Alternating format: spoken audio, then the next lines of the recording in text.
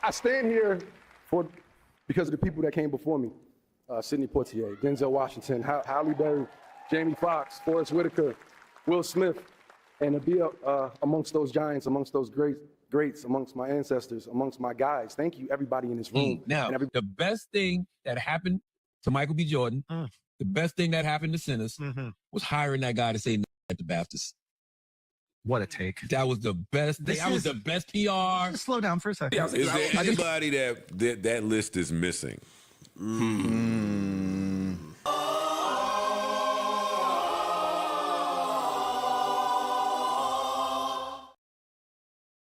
What is going on? What is up, Triborough? Man, I can't wait to get into this conversation tonight. First of all, how you doing, brother? Doing all right? Chilling. How you doing? Man, I'm ready to get this popping because I want to backhand Charlemagne the fraud. We no longer call him a god. He is the fraud. Just a real backhanded comment.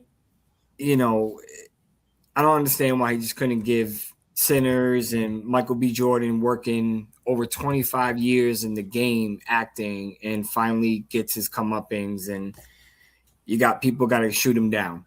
You know, how you feel about that? Because he's the first one to preach about we need to stop beating up black famous artists and then black communities. And I mean, what is he doing?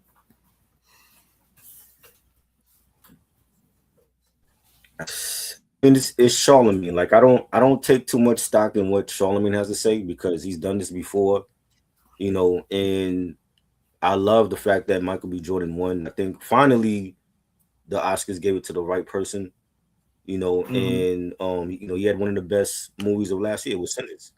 You know what I'm saying? Yeah. And I'm happy for Michael B. Jordan. I hope this is like, you know, a start of more things to come, and not just for him, but for other black young up and coming actors and actresses that deserve to be nominated for their work. You know what I'm saying? So I don't really like care about what Charlemagne has to say. I just feel like he does things just to get those views and the clickbait, and that's pretty much what it is with him. Yeah, you know, and it's funny because when he was on the Breakfast Club a couple years back, you know, he was like, "Oh, I don't understand how you're not looked at one of the greats," and all. You know what I mean? Charlemagne, always in everybody's face, is always this nice guy, but then he goes on this podcast that he does with that white dude, I forget his name, and they just totally smack everybody. And then he goes on the Breakfast Club and acts like he's an angel. You know, like I really wish that Baby would have smacked him around when he went that day in the studio asking for some respect on his name. No. You know, because he had the balls to say, well, you ain't doing this to Rick Ross. You know what I mean? And then don't worry about what I'm going to do to Rick. I'm here for you. So, you know, and he's always ran from every situation. He's got bitched up before. He's got snuffed in the face. He's got slapped around, and he still remains to talk shit. And I just don't understand why we just can't celebrate greatness. You know, the movie Sinners was an amazing movie. It broke records. And every award that it got, plus I thought it deserved more. So I was just really kind of, you know, pissed off about that whole shit. I just didn't like it at all. Speaking of, we got Nash. It has to be. It can't. We have to. Go ahead. Go ahead. My bad.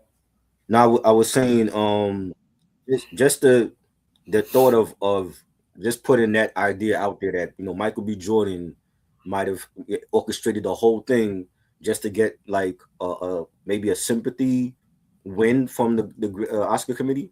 I don't believe that. I just feel like we have to support our people for their good work and they deserve. He deserves to win. You know what I'm saying? And you know, salute to Michael B. Jordan. Yeah, speaking of, you know, and I do like the fact that he shouted out that Will Smith is still one of the greats, you know, because he is blacklisted for, you know, another 8 years. So he's never going to get a nomination again. You know, I have my feelings about the whole. We know because it's like as long as he keeps doing A-list, movies, I think he will definitely get a shot again. But that's the point. That's also another problem, though. He's really not picking. I mean, I love the Bad Boys franchise, but like the third and the fourth installment to me were just a little weak, a little too far out there. Now we're starting to turn into like a Fast and Furious type of vibe. You know what I mean? At least in part one and part two, you really felt that chemistry. Part three, I just felt like the chemistry was almost there. And then by the time it gets to four, I just feel like they're just too disconnected and they're trying too hard for the jokes. You know what I mean? So that's kind of how I always felt about that. And I love, don't get me wrong, I love Will Smith. I made videos defending him on not what he did at the Oscars, but the greatness that he has brought to entertainment. So, I still love him as far as an actor goes. And, the other stuff, I guess I got my own kind of. First of all, I wouldn't have laughed at the joke. Once you laugh, that's it. You can't smack somebody. So that was just my thought. You know what I mean? And I still think in some way, shape, or form it was orchestrated. But that's also my theory on the whole thing. But I wanted to, before we go on and get into this rap list, because I'm really eager to go into our list that we had picked out. You and Nash last night, y'all did a great live stream. I was only able to catch about 20 minutes, half an hour on my way to work.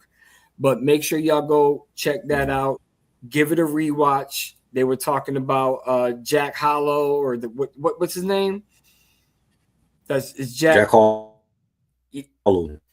Yeah, and how he's redoing all these album covers and I don't even want to get into that, but I had to say it because the way y'all were explaining it, it really does break it down. And I thought it was a fantastic live from what I was able to watch. So y'all go check that out. It was just hilarious. I was laughing. I had a couple jokes in there that Nash and you was laughing at. So you know what I mean? I just wanted everybody to know, jump over there on your page and what's his YouTube page over there? Mark Nash. Yes. All right. Mark Nash. And he's in the comments right now. So if you want to throw your channel up in there, Mark, go right ahead.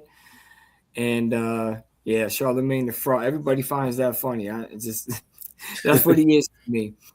All right. So real quick, I'm gonna pop up this list and we're gonna get it. And I'm just gonna pop it up real quick. Cannabis, Busta Rhymes, Fabulous, Jadakiss, Big L, Andre 3000, Ludacris. Then we have Inspector Deck, Method Man, Lupe, Prodigy, Black Thought, Joel Santana, and we also have the late, great, amazing Lloyd Banks. So what do you think about – let's start with Cannabis. Do you think they're right? Cannabis, yes. I do feel like after his first album, he did get better. I loved his sophomore album. I think his sophomore album is his best one. I think I agree. Cannabis, was it BC 2000? Yeah, 2000 BC. That was a good album. Yeah. Yes, 2000 BC, great album. He had production from DJ Clue was on that. He had I think Novel was on a track. He had Irv Gotti, rest in peace. Irv Gotti did something on there. That was a much better album than the first one. I did not like the first one, and he had all the hype and promotion from the label for that first album. But Wyclef messed up his first album. But his second album was great. I've heard people tell me even his other albums, his other solo albums were great as well. He did an album with Keith Murray. So that one, I will say, Cannabis deserves to be on the list. Yeah, there's others though. His other ones too. He really goes in a weird alien type of like way. You know what I mean? Like just in a weird alien, like he's an alien and he's living amongst us. It's kind of like what some of his albums feel like. They're just weird. They got this weird vibe, and he's trying so hard to be super lyrical, and I just don't think he has that. anymore. Right. I think he's a great, dope rhymer, but I don't think he has what he had in that sophomore album. You know, real quick, do you believe the rumors that LL said, well, in the song, it wasn't even a rumor, that him and Wyclef set him up for his first album to be a failure? Uh-huh. Do you think that's true?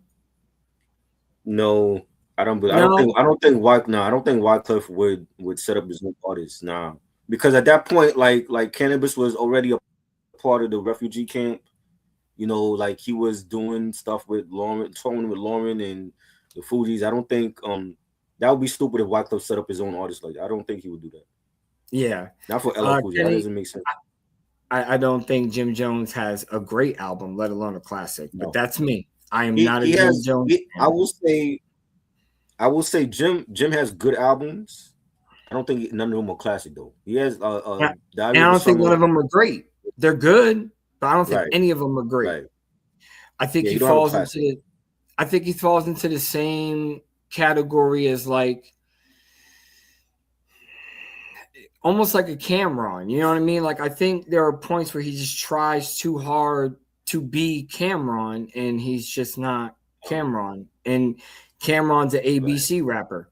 So, you know what I mean? Like, that's how I've always felt. I think Purple Haze and Killer Season were his best albums. Confessions of Fire was okay.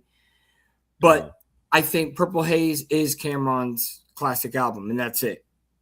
I don't think he has any other classics in his lineup. I do feel like Come Home With Me is right there. But I mean, the majority of fans will say Purple Haze is his like best album. I do feel like Come Home With Me was a great album. Even SDE was very underrated. But he has some good, not classic. I would rather listen to Mace's Harlem World before I listen to Harlem World was great. Harlem World was a great album. Yeah. And let's just make this clear. What defines a classic album to me is if it has 3 or 4 skips in a range of 15 tracks. That's how I define. So if an album has, let's say, 10 tracks, you know, you got a shorter album, but it is fire and you only skip 1 track, that's a classic because the ratio still fits. You know what I mean? As long as you can stay in that 80-85% range, I think that's what defines a classic album. After that, if I got to skip more than 5-6 times, it's not a classic to me. Is that how you define it? How you kind of look at it? As in terms of like, what do you mean? The album. Like, how many skips does it take before it doesn't become a classic to you? I think if you skipping like 3-4 songs, then it's not a classic album. If we had Ready to Die, if Ready to Die comes out and we're skipping past a Warning and Machine Gun Funk and you know things done change, and then it's not a classic album. Yeah. You know, if you skip 1 track, I wasn't a favorite I didn't like Friend of Mine. You know, I know a lot of people I didn't care for that song. Some people didn't like Represent. But if you skip 1 song on that album, that's cool. It's still a classic album. But we talking about 3-4 songs, 5, no, not a classic. Yeah. Yeah, it's like Nas. It's like putting on Illmatic and, you know, like I Am for me. It's hard to skip. It's hard to skip tracks. The only time I can really do it is if it's a radio hit. If it was on the radio and it was playing 150 times a freaking day, then I never really, I would just skip it because I know the damn song by heart. But every other track, you know, if I skip it 3 or 4 times on an album, it's not a classic to me. You know, and then mixtapes, unfortunately, don't count. Next on the list, this one's a tough one, is Busta Rhymes. No, how we feeling? That is wrong. No, but Busta first 3 albums, The Coming, that was 30 years this year. You have When Disaster Strikes and ELE. ELE is probably his best album, but those first 3 Busta solo albums are like his best. Those are classics to me. I think. Matter of fact, I was bumping I make sure everything remains raw. You know what I mean? Like I mean it's just Busta just gives you that energy, that vibe, and I love it. Love it. You Highly disagree? disagree. I disagree with you, Reg. Bro, I respect your musical knowledge, but Busta's first three is his best albums to me. Like after that, after ELE, that's when we tread into Anarchy was dope. It wasn't promoted enough by Elektra, and then we get into the 2000s with Genesis, which wasn't great, and then it gets worse after that. It Ain't Safe No More. I hated that album. I think that's his worst album. And then he rebounded with the Big Bang because he was on Aftermath at that point, but he left Aftermath and then he gave us crap like Back on My BS. But I think his first three solo albums is his best in his discography still.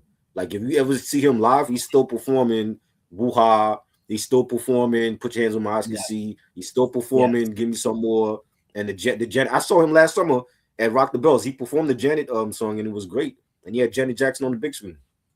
It was that's timeless classic Busta Rhymes.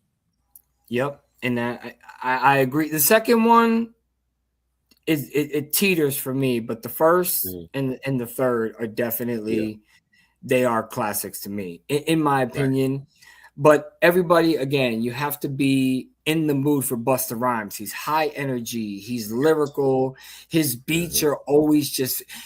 You know what his first album reminded me of was a Craig Mack with better lyrical ability. Yeah. You know what I'm saying? Because I think Craig Mack was very lyrical, but Busta Rhymes is he just takes it a step further and gives you that same funk and that rhythm. And it's hard to listen to a Busta album, especially the first three, and be in a bad mood. You know what I'm saying? It just makes you, this is the dumb shit we spend money on. You know what I mean? Like you can't, I don't know. I think I would agree with you on his first three. This is somebody that like he came from a group, Leaders of the New School, and he wasn't supposed to go solo first. It was going to be Charlie Brown. Charlie Brown was to start that group, and Busta stole his shine with verses on Scenario. Saying you had the SWVs on the You're the One remix. He's on the Flavor in Your Ear remix, and he had that buzz. Like I compare Busta's solo run to Jim Jones when Jim Jones didn't get that Rockefeller contract, and he had to go out there on the mixtape scene and build his own fan base and buzz, and that was Busta. Busta was in the studio jumping on everybody's track, giving them a hot verse, and he got his solo deal and he ran with it, and he's one of the best rap artists ever to come from a group and as a solo artist. I love him. Yep, he is. He's up there, and he made his lane. They use his music for commercials. They use his music to promote stuff. So he made his lane. He still shouts out Leaders of the New School. He still has mad love for all the members. He's never really talked down about them. It's just that he made it, and he did it exactly the way you said, by jumping on remixes, doing all this shit. Look at Jay-Z, been around since '89. You know what I'm saying? He was doing shit with Jazz-O, flying around in the fucking music video like Peter Pan. So don't tell me that he just comes out. It's just that Jazz-O went a different direction and Jay-Z stayed in the lane, and boom, Reasonable Doubt. 30 years, you know what I'm saying? Another 30-year anniversary album. We got to do a stream on that. Great 30-year anniversary albums. Definitely. That'll be the next stream right there. All right, fabulous. Now, both of us are very fabulous, biased. I can't stand him. Well, it's not that I can't stand him. I just feel like he can never put together a great album. Let me say, like, I love Fab. Fab, he's from Brooklyn, my home. Lyrical. He's a great MC. I've seen him live. He doesn't have a strong, at least for that night when I saw him live, he didn't have a strong performance. But he came from the 90s. He came from the 90s into the 2000s with DJ Clue and Desert Storm. He's a talented artist, but he doesn't have a classic album. He has good albums, like Jim Jones. He has good albums. I love Sweet Dreams. From Nothing to Something was great. Loso's Way, great albums. But none of them are classic. They're not classic tier to me, where I could put them on the same mountaintop as The Chronic and Doggy Style. He don't have those albums. He don't have a Purple Tape in his discography. His mixtapes now, he went on a Yeah, mixtape run. When we think of the mixtape era, Wheezy, 50 Cent, Dipset is Fabulous. Fabulous got to be in there because he has great mixtapes. The Soul Tape series was great.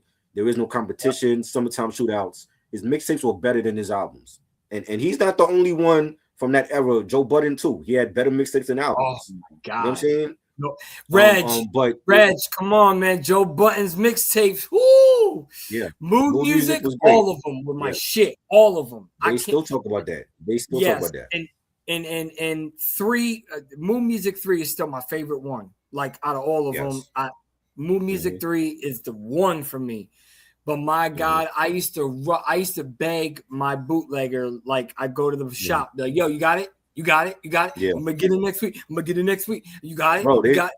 Oh my God. They were just talking about that on the Joe Budden show. Like B-Dot. B-Dot was talking about when they were talking about timeless albums, B-Dot mentioned Mood Music was like one of his best. He was like his timeless. Yes. You know what I'm saying? Like, yeah, he was making, bro, I was on the Joe Budden street team. Like that his first album was not great. He had a couple bangers. But his mixtape series his mixtape series was his best. But I mean, Fabulous is dope. It's just that he don't have a classic album to me in his discography.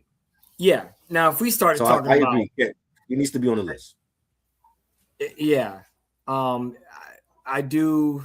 The way I look at it is, if we were to start throwing mixtapes in here, there's a lot of classic albums, mixtape wise. You know, you got to think DJ Drama, DJ K Slay.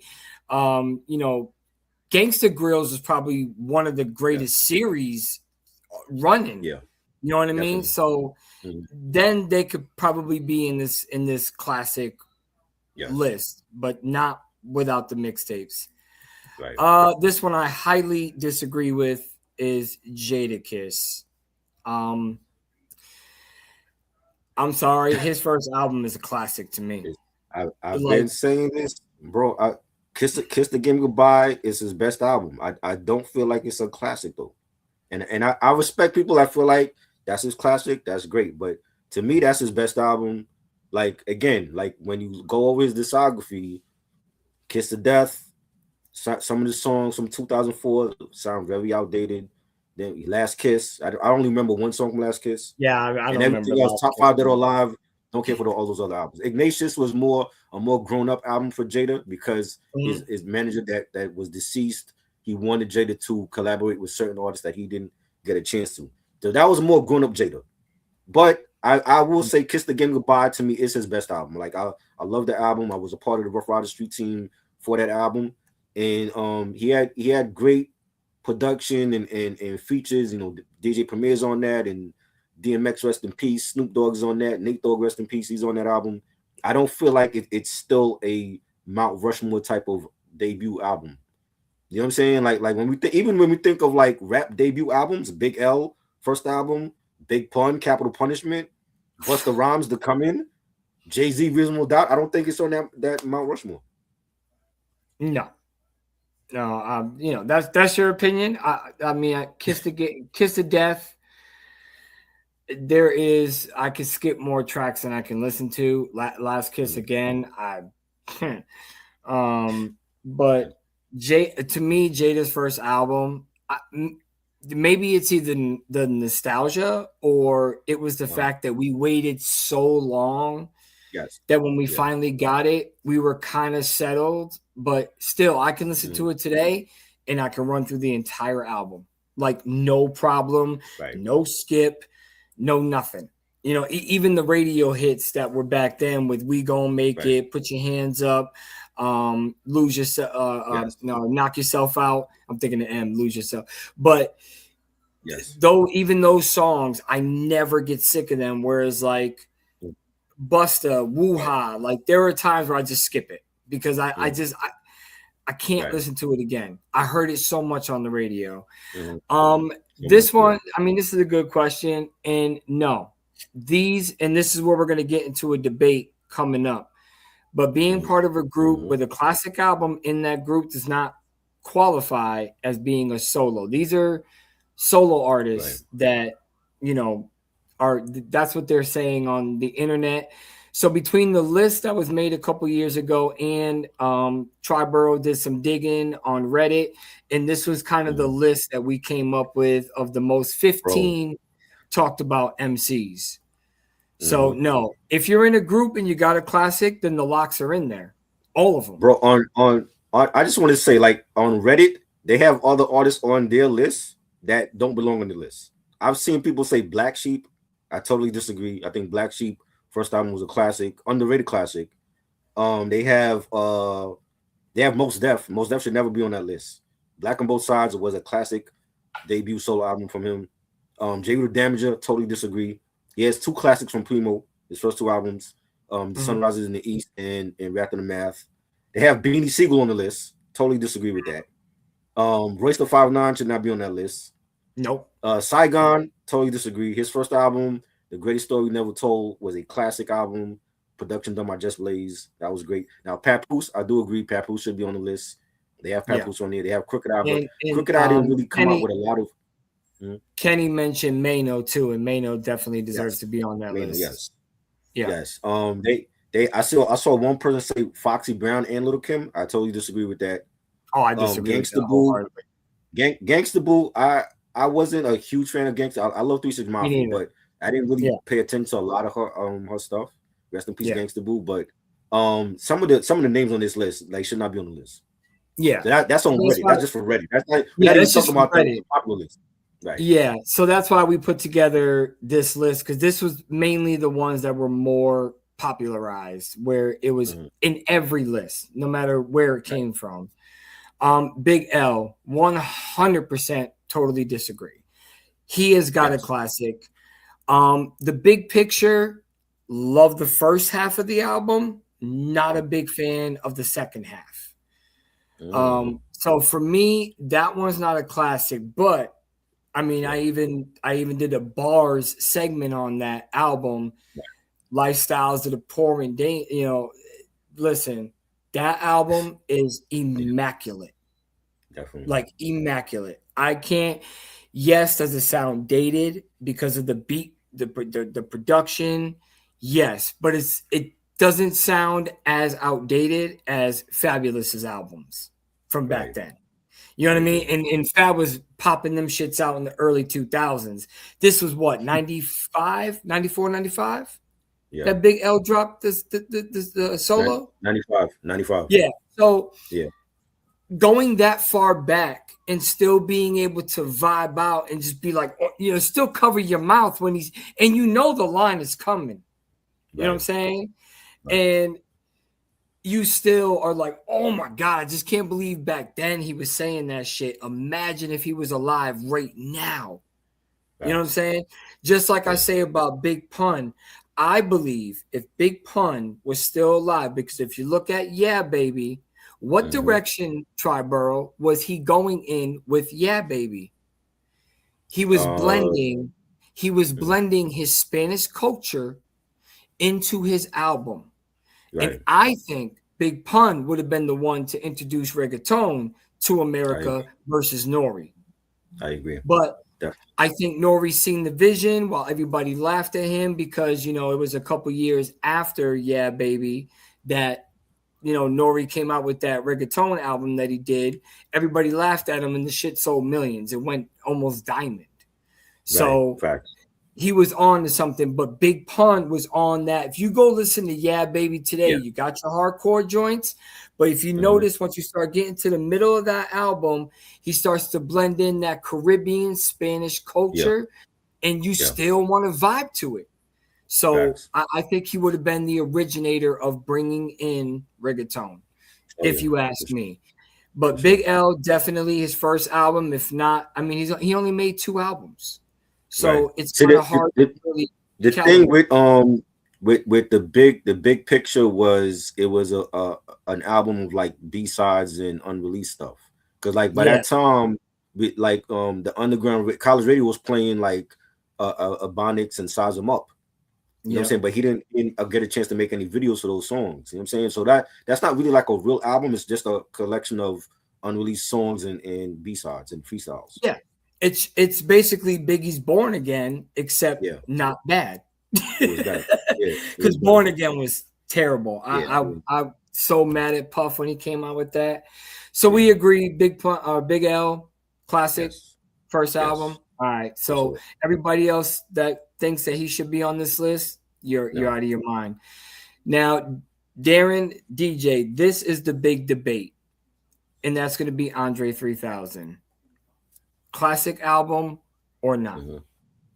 Classic album. I say no.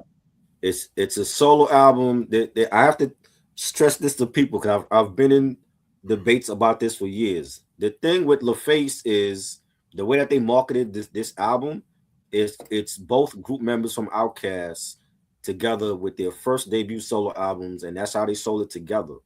They sold it like that. That's how they packaged it together. It's not an Outkast album. It's not an Outkast project, but it's an Outkast. It's the two group members of Outkast coming out with their debut solo albums together as a double album. That's how they packaged it. So if you it's not an Outkast album because it's only one collab between both of them on the album. They did Roses on I believe that's on Speakerbox. Yep. You know what I'm saying? And that was it. And Andre even produced a couple of songs on Speakerbox for Big Boy. So it's not an Outkast album. They each have their own solo album, but they sold it together.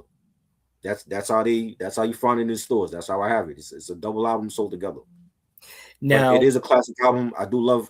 I prefer Love Below more than Speakerbox. I don't even think Speakerbox is Big Boy's best album. I think So Lucius Left Foot was his best solo album. But I do think Love Below is a classic album. From production, the songs, the concepts, the features. He had Khalees on there. He had Big Boys on that. I loved it. Now, here's the other debate I wanted to go over real quick when it comes to Love Below, Andre 3000, or Kanye 808s and Heartbreaks.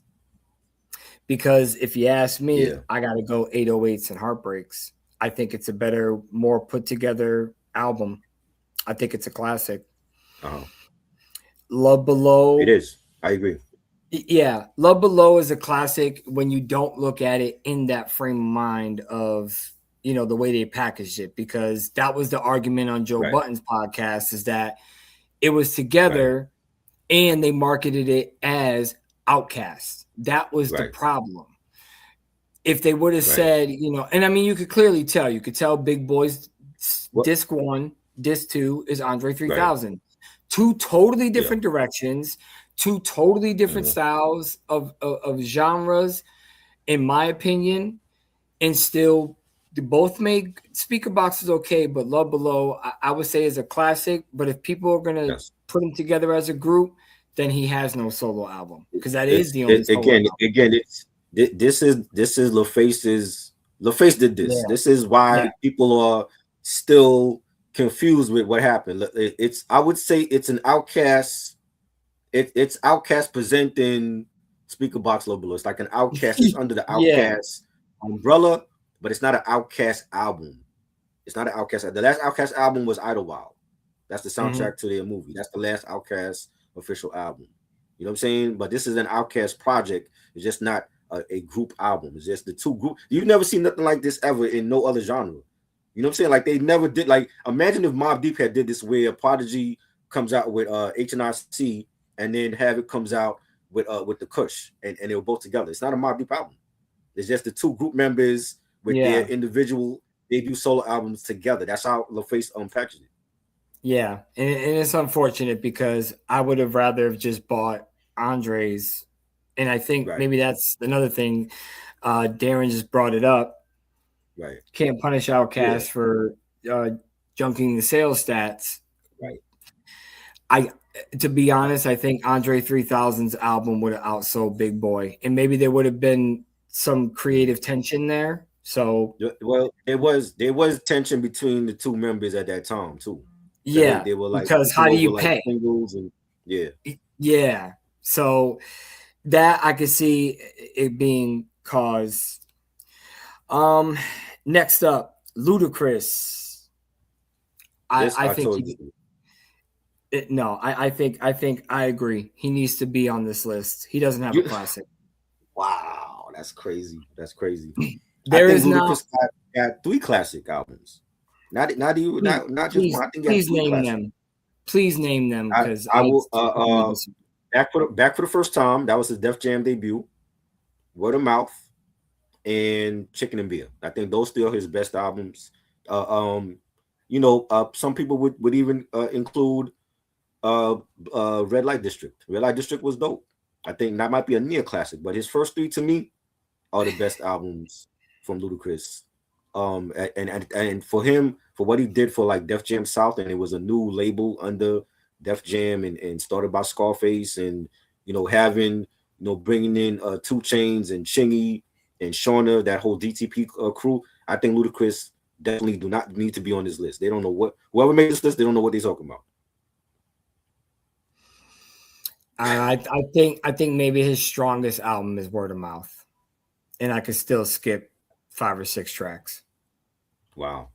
It's just, and I'm not saying Ludacris is in no way, shape, or form is he a bad artist. I just think that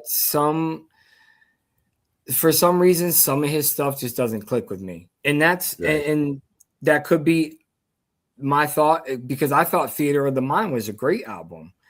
Actually, I didn't really care for that album. I know Reg loves that album. I have it, but I didn't care for it. I didn't like all the songs on that album though, but people love it. And I'm sorry, and Reg, much love, much love, but this is just my feeling, and he agrees. Darren agrees. First 2 albums, I just don't. I just, there's something about I can skip so many songs on his albums. It's tough. It's really tough for me. Right. Yeah. People compare him to like the down south version of Redman. Yeah, but people also compare Rick Ross to Biggie, and that's no way, shape, or form are you even close to Big. So I'm not. I take that with a grain of salt. That was more Ross. That was more Ross trying to be like Biggie. He's not. He's no Redman of the South. I love his verses. I've never heard him on a trash feature ever. He's like the Jada Kiss of features. I've never heard a whack verse. Right. But for me, it's just like I said, his albums, there's just something that doesn't click with me. And that's it. So I feel he deserves to be on this list. What? Go ahead. Chew me out. Okay. Chew me out. No, I was saying I was saying Incognito that was his independent album, and like he took out like some songs from that to back for the first time. But I feel like his first 3 Def Jam releases to me were like his best classic material. You know what I'm saying? But I don't really think he has a bad album, because there's some albums that I prefer over others. Like Release Therapy was cool, it was dope. It's not one of my favorites though. Same with Theater of the Mind, but I liked Battle of the Sexes. It was a dope concept. A lot of people don't care for that album, but I don't think he has like a whack album in his discography though. Maybe Ludaverse. Ludaversal was not that good, but other than that, he has a strong discography. Yeah, that one is. And then I think he has another. It's a small LP. Yeah. I think it's only like 6 tracks, but I think it was like Burning Bridges or something like that. And I like that. All the songs on that one were great. I just forgot the name of it. I think Redman in the South isn't as bad a comparison, but Ludacris isn't the underrated lyrically as the Funk Doc. And he's right. Redman does get underrated all of the time, and I don't know why. He's another artist that has never disappointed me, ever. Like any verse that he is on, any song, any feature. Right. I just like him. All right. So I disagree. I agree. Triborough disagrees. Ludacris stays on the list for me. Take him off of yours, Tri, not mine. Okay. Inspector Deck. I think this is a very I'm an asshole, boy. Yeah. I think this one's a little disrespectful. I really do. I really think that this is disrespectful because we didn't really get his masterpiece. Right. Plain and simple. It's not really. It's not really his fault. RZA just had a couple of floods at Yep. the old spot when he was creating these solo classics for the members, and fortunately, Deck is one of those people that he didn't get that classic from RZA. Like, and he planned it. Like, he planned the whole. It was like a whole Your Friendly Neighborhood Spider-Man theme, and it was gonna be like the answer to Ghostface Iron Man album. You know, the whole Marvel theme, and unfortunately, like when you listen to Let Me At Him and Rec Room, those were like the songs that was gonna be on that first album before the flood. But we got the flood, and RZA couldn't save none of those beats on the floppy disk, and we got Uncontrolled Substance. It's dope. There's some bangers. It's not a classic to me, you know what I'm saying? But that doesn't take away who Deck is as a lyricist. He's one of the best lyricists in Wu-Tang Clan. And let's be clear, one of the best song starters in the game. Anytime you heard him starting off a song for Wu-Tang, for any of his brothers, anybody, just automatic fire. You were tuned in, because in a song, two things are the most important right off the bat.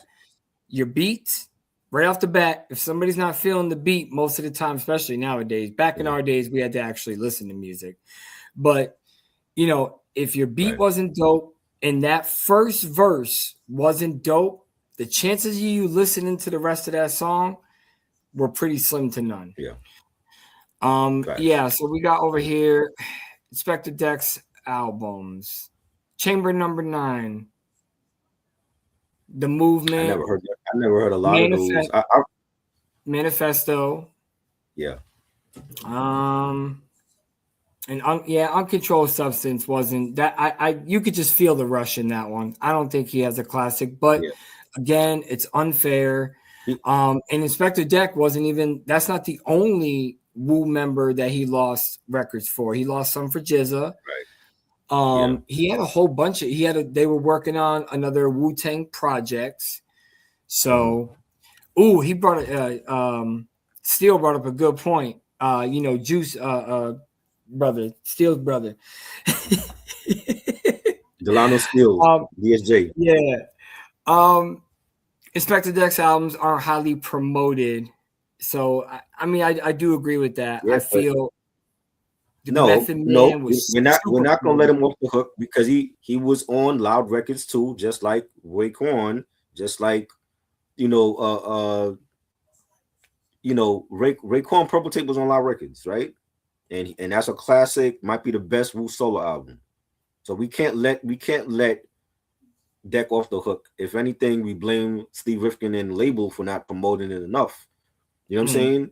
But I will say this, like for Deck, he has classics within the group. Like he did a collab album with Czarface, and those are pretty classic. I love those Czarface albums. Yes, those are great. Those are highly underrated. Like 7L and Esoteric, highly underrated. So I will say the Czarface albums are classic, and he's a part of that group now. You know what I'm saying? But but he's done so many great features. But solo wise, though, I feel like that one Spider-Man album that was coming out, that would have been his classic RZA album, and we didn't get that. Yeah, and again, playing off of Ghostface, and that was their whole repertoire. I mean, and even like the album covers for the Czarface are they're fire. All those album covers, they're so dope. They are so dope. No. I'm saying I didn't listen to all of his albums. Like after Uncontrolled Substance, I know he put out other albums like by himself, but I haven't listened to none of those albums. So I'm looking them up right now. That's what I mean. I'm looking them up right now. Manifesto, Movement, The Movement, Chamber Number 9, and none of these albums I didn't even hear. I didn't even know he had them. I think Chamber Number 9, he did a joint with Alchemist on there, if I'm not mistaken. But I haven't listened to those albums yet. Yeah, I haven't either. So I couldn't even tell you. Can't Stay Away. I never even knew this album existed. Yeah. That's crazy. But hey, that's life. All right. So that one I think is just a little it's hard to put him in that classic when his first wasn't even what he wanted. So That's tough. Next one, Method Man. Yes, totally disagree. Totally disagree. Yeah, super disagree. No, His first two there's no way. albums, classics. His first two albums are his best. Classics. Now I remember I was telling you, and I told people this before. I was very underwhelmed when Takal came out in '94. I was when I first heard it, I didn't like it, and it took me years to actually, warm up to the album because I was expecting the big features. This is the sex symbol of Wu-Tang Clan. He was the one that got the first Grammy. You know what I'm saying? I was expecting a lot of great features on Takal, and we didn't get that. It was very dark. The production was very, very monotone. Even like the mistakes that RZA left in the mixing, they left it in the mixing process of the album. So you hear like all the like, at least with you got to get the OG copy, not the remaster. The OG copy, all the mistakes are left into the production. Yes. You know what I'm saying? It was very grimy, very dirty Method Man, and I wasn't expecting that sound for his first album. So it took me a while to get. There was some tracks that I loved, like PLO Style, and of course Bring the Pain and Meth vs. Chef. But the whole album, it took me years to get into it. But then when he dropped Takal 2, I'm like, this is a much better album. You have not just RZA and the Wu Element producers doing a production. You got Havoc, you got Eric Sermon doing production. I think Meth did some production himself. You had Street Life. His homie Street Life was on a lot of the tracks, and he had like some great verses. You had a lot of collabs on that. Left Eye, rest in peace. She's on the album. You had Inspector Deck. He was on the album. Raekwon, Mobb Deep. A lot of skits. Janet Jackson was on the skit. You have Chris Rock. Even Donald Trump. Donald Trump was on that album. You know what I'm saying? Yep. It's crazy. Yep. President of the United States right now. He was on that Takal too. So that to me was a much better album. Even though I didn't like the skits, and it ran like 27, 28, it could have been a double album, but I think that was a much better album. And his first two albums to me are his best. When you look at his discography, Takal, the prequel was garbage. I have that. Unfortunately, that was a garbage album. I do like The Day After. That was probably like his last good album. And then you got the Meth Lab stuff I wasn't a fan of. But in hindsight, when you look back at his discography now, his first two albums are his best albums. So he don't need to be on this list. Yeah. Method Man has classic albums, but strictly for the lyricist loungers. Yeah. His Meth Lab series are classics in recent years. And everything he's been touching, he's done a lot of songs with Griselda. Yeah. He's done a lot of songs with BSF. He was on Ghost album. He was on Ray's album. Lately, I don't know what has gotten into meth, because for a while he was slipping, but I think he was really getting into that acting. So he was in a lot more movies, TV shows. So I think maybe he was letting the lyrical side of him just kind of bow down. But now he's right back up like fire. He's back. Absolute fire. He's back. No, yeah. I gotta agree with Triborough on this one. I'm sorry, Steele, but the prequel. Well, there's only 2 songs on the prequel that I like. That whole album was trash. I don't. Yeah, I can't agree with that.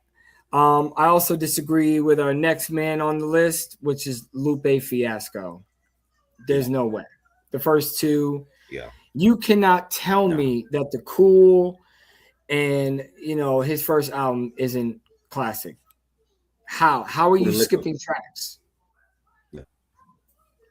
I don't know. Anything else? I don't get it. I don't know. Anything else?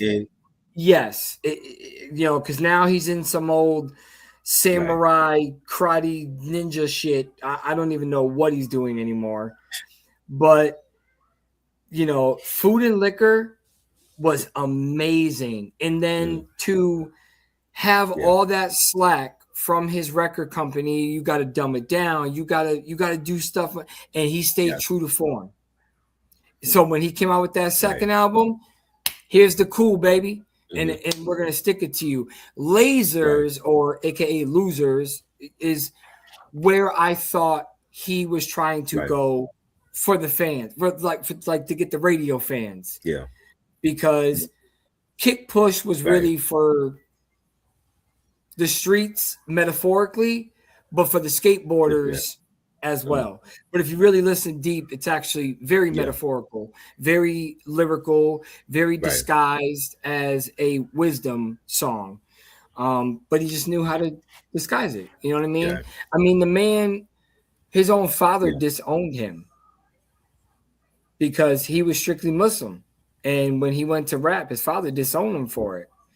So you got to give credit to somebody that's willing to let their family go because he wanted to pursue his passion and pass knowledge to the game. And those first two albums are just absolute fire. I remember when Lasers came out, he had a fan petition in front of the record label because there's a different version of Lasers that he wanted out, and Atlantic wanted like the one that we got, the mainstream version. Yep. And that to me is like everybody looked at that like, yo, that's mainstream Lupe Fiasco that we don't like. You know what I'm saying? But they had a fan petition online. You know what I'm saying? And like picketing with signs that to release the original. We may never get that, but you know, one of those songs that came from the original album was Airplanes. That was the B.O.B. song that won a Grammy with Haley Williams from Paramore and who else was on that? Eminem was on that as well. You know what I'm saying? But that was Lupe Fiasco's song, and it was given to B.O.B. But you know, his first two albums were great, and then he took a different direction with his music with Tetsu and Youth. It was really trappy. I really didn't care for it, and I haven't enjoyed anything from Lupe since The Cool. You know what I'm saying? Like I've heard a couple of his albums, even Food and Liquor 2, it wasn't as great. And then he had the fault. He had the beef with Pete Rock over the sample for that album. And I know he's back now. I didn't hear the Samurai album, but he actually is like he took karate. Like he has a black belt. Oh, I know. I get it, but we don't need to hear about it lyrically. So let's just, you know what I mean? I haven't liked anything since The Cool. I'm right there with you, but he doesn't deserve to be on this list. He shouldn't be on this list. His first two are definitely classics. Prodigy. That's crazy. That's crazy. Yeah. We better be talking about Prodigy. Hold on, we better be talking about Prodigy, the rock group, and not the list. No. We're talking Prodigy from my beat. No, it was on Reddit. It was on Reddit, and people were arguing that HNIC was overrated. And when I was reading the comments, I was bugging. I said, "What? That's crazy. What? What?" Wow. And again, I think a lot of this, and there are, like, there's a guy I work with that is young, but whoever raised him right, because he knows all about Wu-Tang. He knows all of, you know what I'm saying? So he knows where the culture came from. Mm-hmm. And he don't even like guys today. He's more into Griselda, BSF, Conway, all that. And that's showing you something, because more kids nowadays in their 20s, it's all about, Lil Baby, young Yachty, and all this shit. So, you know what I mean? Prodigy, I didn't even want to put him on this list, but because he was very heavily debated, crazy. Yeah. How is Albert Johnson on this list? How is Prodigy on this list? Because he had again, when we talk about and this is like, we could do like a whole show about this, like some of the best rappers from groups that had a legendary solo run: Busta Rhymes, Prodigy, Sean Price, Ghostface Killer. Prodigy had an epic run with Alchemist, from HNIC to all the way to his last album. I'm saying, like, every project was classic. Like the I'm saying, the HNIC 1 and 2 was my favorites.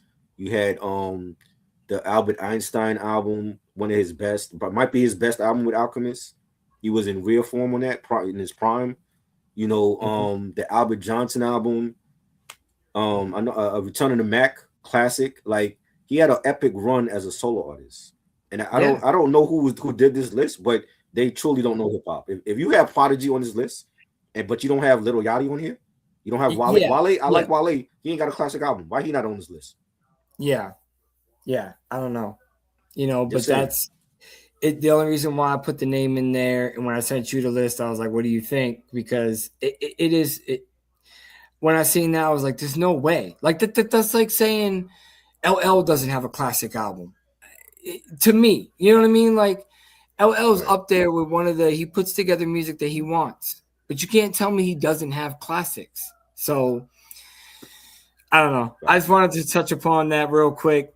Black Thought, this one's arguable. Well, I will say Black Thought as a solo artist don't have a classic. He don't have one. As a solo artist, he don't. Yeah, he doesn't have one as a solo artist. Within the Roots have multiple classics. Yeah. You know, that goes back to DJ's question. Like, if they're in a group, do they have a classic album? And for the sake of this list, no.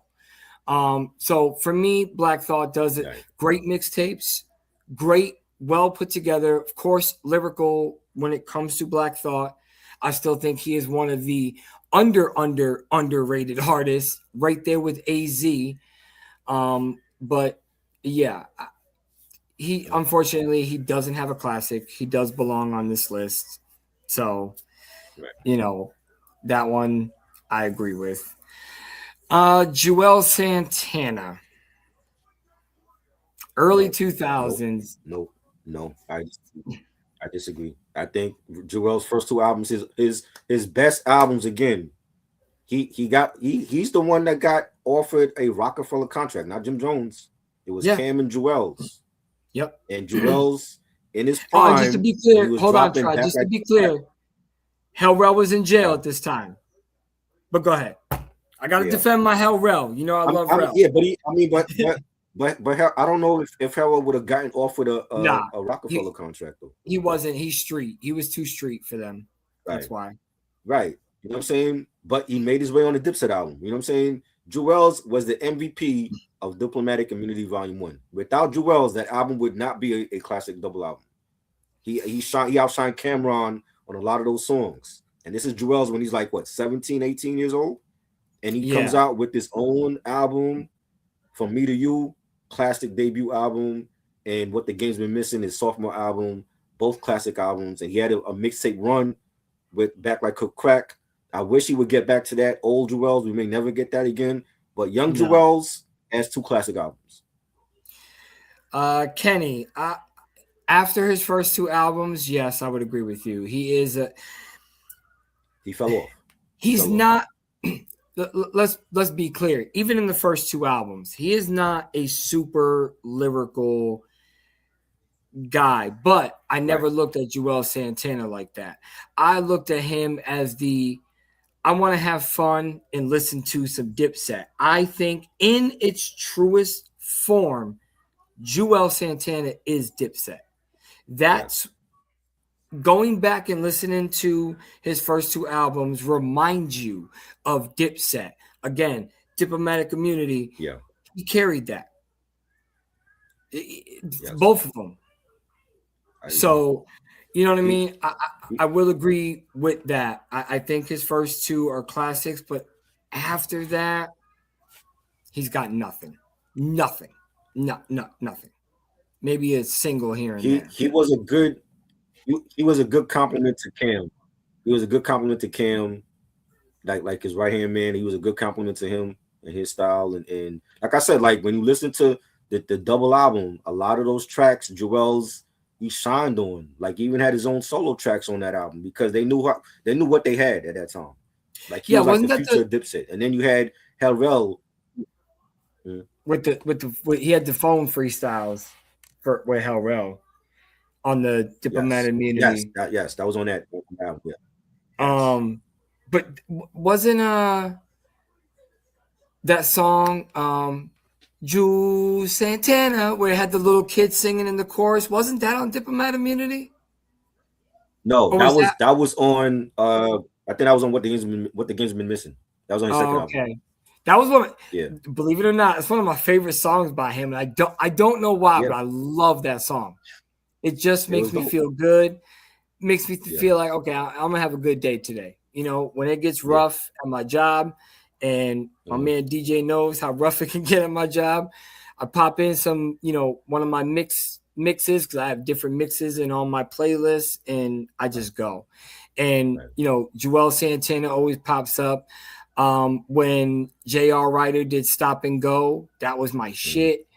So when I hear those songs and I think back to that 2000 Dipset era, they were just doing it. They were just killing the game, like all over the place. But it was a very short run. And by the time, you know, by the time Rel got out of jail, the run was already starting to end. Yeah. So, you know, again, he never really got that shine from that, but he's too street. I don't think he would have gotten that Rockefeller deal or the Def Jam deal. That's why he went to Koch. Yeah. So, but last one, and this is one of I believe this belongs up there with Prodigy. Why is this man's name on the list? I don't know. Lloyd Banks. I don't get that. That is the best MC in G Unit. How is he on this list? How is he on this list? You could take away, and I know, and me and you have talked about this over the phone. I think Rotten Apple is one of the most underrated, slept on albums. And I think it's only because at that particular time, 50 was beefing with him and was really trashing him on all the interviews, saying he was lazy. He didn't want to put in no work. So I get it. That's the reason why I think. Plus, he did leave the original album in some girl's car. But, you know, Joe Buttons, we won't talk about that. But, yeah, we know what happened.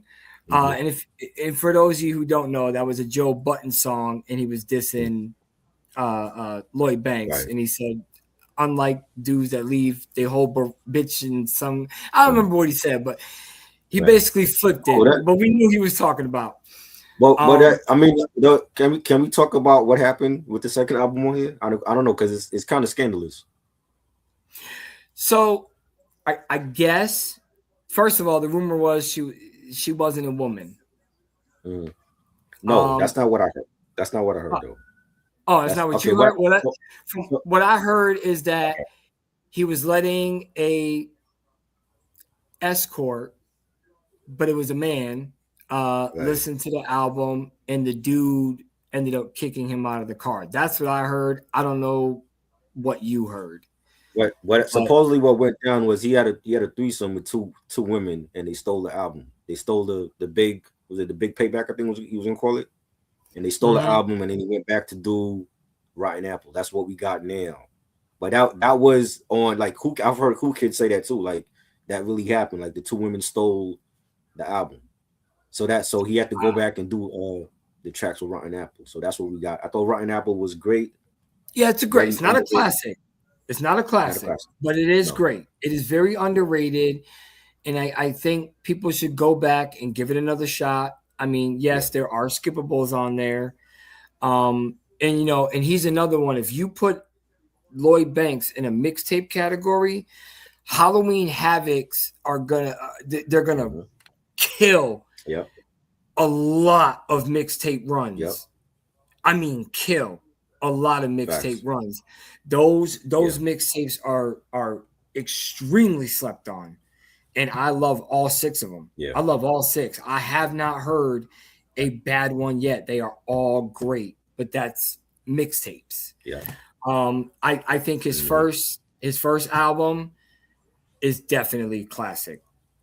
Yes, does it have G Unit 50 Cent DNA on it? Of course it does. That's what they were doing. But it's still him. Super lyrical. Warriors is still my favorite joint on there because of the impact of it, the power of it, the lyrical ability. And he had a voice like no other. There's no other MC. Joe Buttons, Lloyd Banks, Prodigy, and Jay-Z, you know, like Nas, there are certain voices that the second you hear them, you know who they are. You know what I Right. mean? And then there's Right. other guys where you hear him and you're like, who? Like the first time I heard Action Bronson, I really thought that was Ghostface. And I'm A lot like, of people did. I was Yeah. like, yo, this shit kind of whack, Ghost. What the fuck are you Yeah. doing? You know what I mean? Because I'm a huge Ghostface fan. Fish, Yeah. more fish, fish scale, like bring it all on, baby. I love them all. Yeah. But I was like, damn, that's a whack ass verse. You know what I mean? I'm like, and why is he doing a feature with this white girl? Like, I was so confused. Right. And then I find out it's not even Ghostface, it's Action Bronson. And when they tried to go, like you're trying to go toe to toe with Ghost, that's the last person I would want to go toe to toe with, because no matter what, he got Wu behind him. Oh yeah. And there's nobody beating Wu. No. Nobody. When Joe Buttons got punked down and slapped by Raekwon at the thing, Royce the 5'9" is the one with no shirt on, went up to all of them and said he'll fuck all of them up. And Raekwon got scared. Okay? So you know what I'm saying? Like, but lyrical wise, ain't nobody touching Wu. They'll come after you from every angle. They'll start pulling, they'll probably bring back Killer Army and kill you. You know what I'm saying? Because you gotta remember, you got olive branches. You got Killer Army, you've got Sons of Man. You got Sons of Man, you got Wu Syndicates. I mean, Syndicate, there's too much to pull from. And regardless of how they feel about Wu, about RZA and his brother and the way they did business, you never, aside from the core members, you never really heard anybody bashing, I never wanted to be a part of Wu. I hated Wu. None of them. No Sons of Man, no Killer Army, no Wu, none of them. They never talked trash about the group themselves. They always gave them a fair shot. And they let them do what they wanted to do. Killer Army, both their albums, Secret Weaponry, Dirty Weaponry, both great albums. And they, for a group of four, they just killed it. Killed it. Every time. Every time. You know? But is there anything, please, y'all gotta go and watch Mark and him. Man, that shit was so funny last night. I had to promote it one more time before we head out. Is there any MC that you feel like that's not on this list that actually should be on this list? Wale, good artist. Wale. Besides Wale, I mean, there's probably others. I mean, there's probably plenty, but what is your top? Yeah. Everybody praise. Tony Yayo. He's another one. Tony Yayo. No classic album. Yeah. Okay. Because I hated his first album. Yeah, let's take off Banks and put Yayo on there. Yeah. You know, we should have put Yayo on there. Yeah. And I'll still argue, I think 50's only got one classic, and that's his first album. I disagree. But maybe two, because I did like Power of a Dollar. Yes. But the Massacre, I thought Massacre was fire. Like people shit on that now, and when it came out, it sold, like it went millions. Like how are we shitting on an album from 20 years ago? I'm not shitting on it now, but I'm just saying, even back then, it was just okay. The joints that was on that album, This Is 50, Ski Mask Way, Position of Power. Come on, bro. Like what we talking about? Like that, he could have a verses right now and use joints on that album to beat T.I. if he wanted to. If you want, I mean, he can just put on his first album. I mean, if you really want to get technical, I love T.I. Not downplaying what T.I. has done. T.I. is a legend too. I'm not downplaying what he's done. I feel like T.I. is one of the originators of trap music. I think he belongs right up there with one of the originators, because he's the one that really was stamping it. This is trap music. This ain't no album. This ain't no game. You know what I'm saying? So you got that vibe right off. And I think, his first two albums were great. Classic even. But after that, T.I. just really doesn't have – he's got street anthems, but he doesn't have anything that can compete with in the club still. I think he'll give him a great run for his money. I really Rada do. Music was my Rada Music. That was a high tech. I love. That's my favorite joint from Massacre. That's a great track. Like I said, Massacre is classic. But the thing is now, it's like people shit on it now, but they wasn't doing that back in what was like 05 that came out, 06. And I don't understand that. I think maybe they got amnesia along the way, but Massacre is one of his best albums to me. I mean, the Massacre is okay, man. I'm not gonna change it. You know what I mean? Like I could skip like 6 songs on there easily. You know, but that's me. Again, you know, a lot of people didn't like Reasonable Doubt when it first came out. You know, it took 20 years for it to grow on people. Right. Most people hate Volume 1, and I think that's one of his most underrated albums. You know what I mean? So I agree. That's just my opinion. Definitely. Yes. Yeah. Did he switch? Yes. And you know why he switched? Because he realized the type of money he can make. This is what I mean. I will always go back to truthfully, I want to rhyme like common sense. But I made $5 million. Mm-hmm. That's it. It's all about the money. At the end of the day, if you're doing it for passion and love, like a PF Doom. Doom does it for him. He loves the music. He doesn't do it for the money. Mm-hmm. Is he making money? Right. Is he getting money? Is he getting money off of merchandise? Yes, he is doing the ICP blueprint to a T. You know what I mean? But he's making music that he loves. Mm-hmm. He wants to make that music. He's not worried about mainstream. Jay wanted to make Reasonable Doubt, and that was it. And then he saw that money rolling in from the revenues and all that, and being the owner of this record label. And then he said, fuck this, I'm switching up styles. Let's go. And look.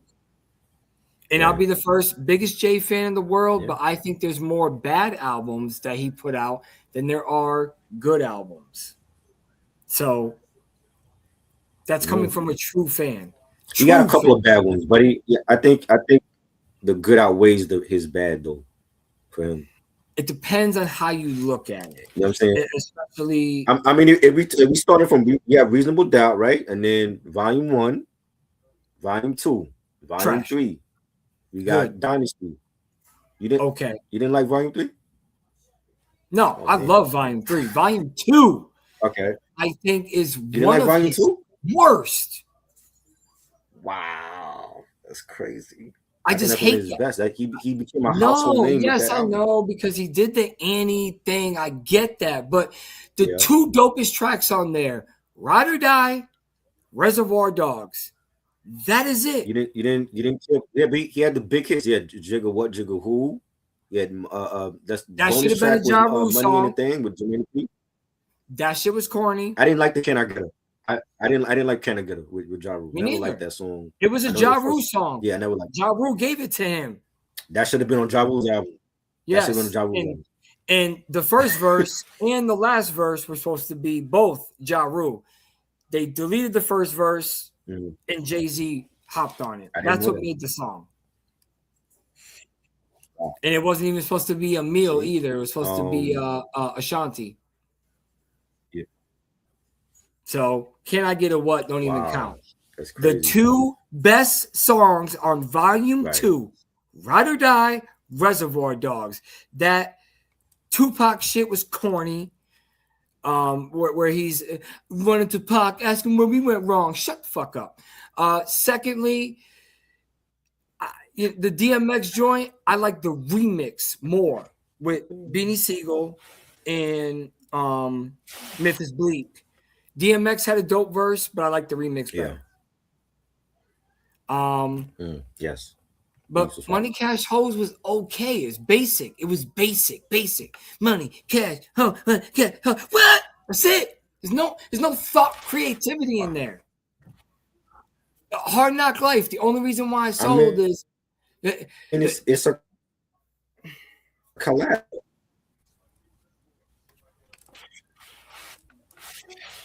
You done? Coming from the biggest J fan. I'd rather listen to we Volume got 1. after Dynasty is Blueprint. So he had a run from Reasonable Doubt, Blueprint. Blueprint 2 was trash. Don't like Blueprint 2. I think that was his first mistake, right? Yep, the double CD. Black Album, great album. He should have retired. He should have retired with Black Album, but he came back. He had American Gangster. That was dope. He gave us Kingdom Come, not so great. Iffy. Magna Carta, trash. Iffy. What was after Magna Carta? I'm forgetting. After Magna Carta is what, 444? That was okay. Yeah, it wasn't great. It was okay. 444. That was like the Reasonable Doubt. Yeah, grown up. Right. That's what 444 is. It's Reasonable Doubt grown up. You know, but the Dynasty, unfortunately, I've always considered it more of a group album because he was promoting, you know, he was promoting his artists. So that it's kind of like Killer Season for me. If you really go back and listen to Cameron Killer Season, he was promoting his artist more than he was promoting his own freaking album. And that's what I felt like the Dynasty was. Does the Dynasty have the best intro ever in any rap game? Yes. Any rap album. I don't care where you go. The theme song to The Sopranos plays in the key of life on my mental piano. Done. Over. Gone. That beat, the sample, everything, fire. Best intro in any rap album. But that album is nothing but promotion for Rockefeller. And that's it. Right. That's how I look at the Dynasty. Squeeze First was the best song on there.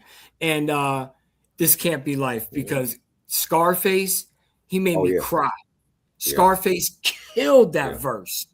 Killed it. Other than that, Squeeze First, Can't Be Life. Parking Lot Pimpin' was corny as shit. Anything with Myth Bleak back then was corny as shit. Oh man.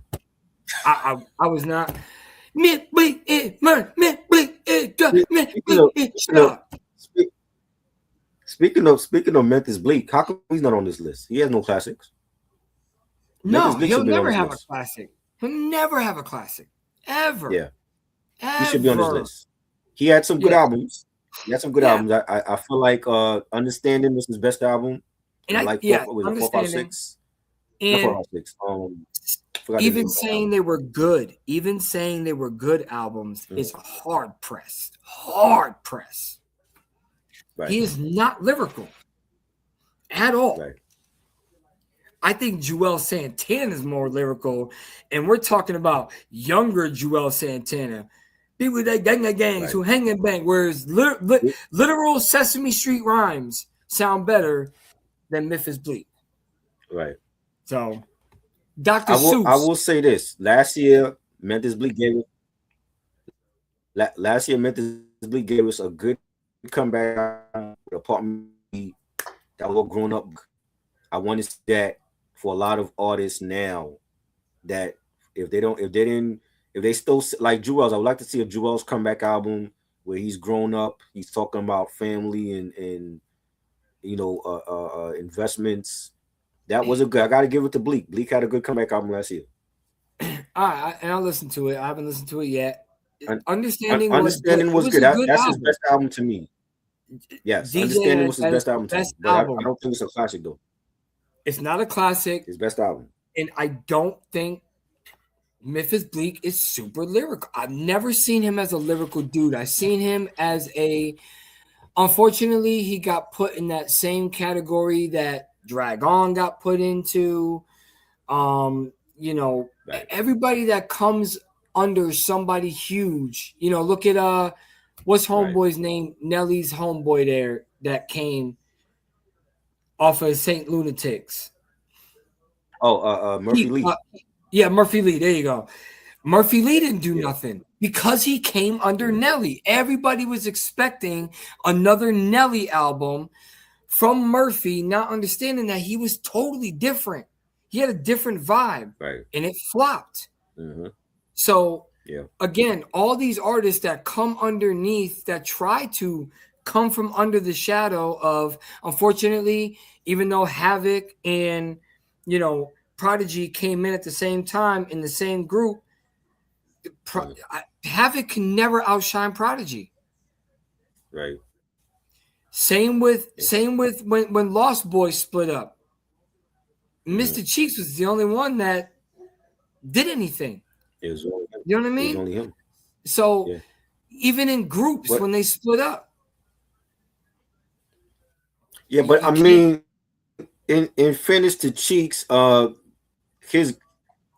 want to say like for Lost Boys, it was different because like Freaky Top passed away, and then I think Spig Nash got incarcerated. So we have Mr. Cheeks and Pretty Lou. Pretty Lou's not really. We didn't look at him as an MC. You know what I'm saying? So it was basically Mr. Cheeks to do everything on his own. You know what the next list we got to tackle that I seen while I was looking but even this with up him, is groups. Because do you know one of the groups that was on these group lists that I was going through? UGK. How do you have UGK not have a classic album? That's crazy. And Bun B was another one that was on this list too. That's crazy. Which is Trill is dope as hell. I don't know what the hell.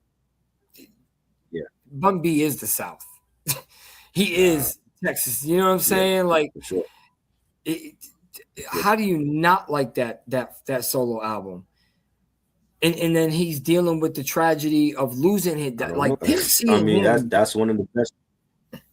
Yeah, he's dope. So, but Bun B was on a lot of lists as well. But I thought, unfortunately, Bun B never gets put in a solo category that much. It's always in the UGK category. Just like Big Boy never gets put in a solo. He always gets put with Outkast, but Andre always gets put in the solo category. You know what I mean? But you'll never see Big Boy in a solo category. It's always something to do with, I agree. Kenny, totally. But I couldn't even believe that. And again, I think Triborough is right. I don't know if it's 15-year-olds or whatever putting together these lists, but UGK not have a classic? That was. And then the other one that I seen was Onyx. And then I seen underneath one of the comments said, "Who is Onyx?" Of course, they kids that's doing that. It has to. Yeah, it's got to be. Not from our era because we already know. Onyx got caught. No. Now, granted, I still think their best one is the one that came out in '98.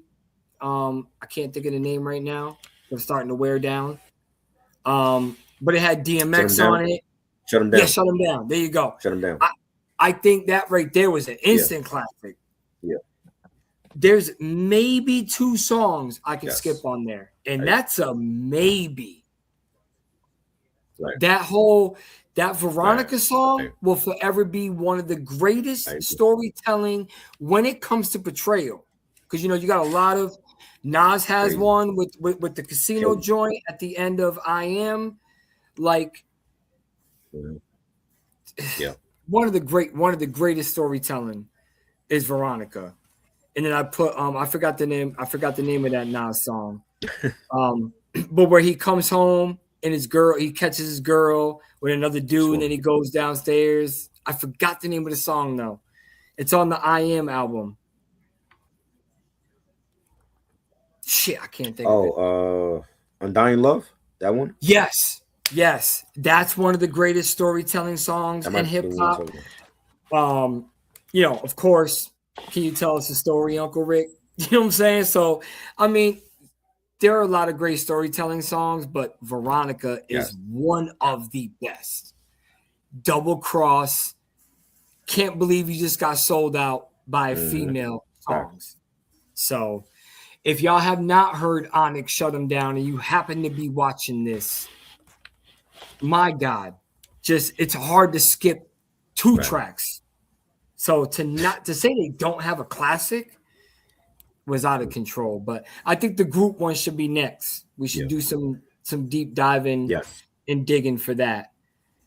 But if you were born in 2000, don't talk to me about for real, Kenny. But you know, like I said, I work with a dude. He was born 2002. He's 24 years old, but he knows a lot about hip hop.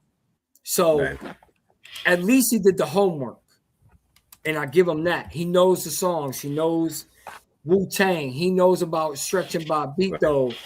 So at least he was taught the right way, you know. So I mean, my son will be able to tell you who's who because I listen to it around him, you know. So this is when hip hop was hip hop. Right. But anyways, gonna head out. Oh yeah. Anything you want to say before we bounce, Tribe? Love the episode. Had a great time as always. But anything you want to say?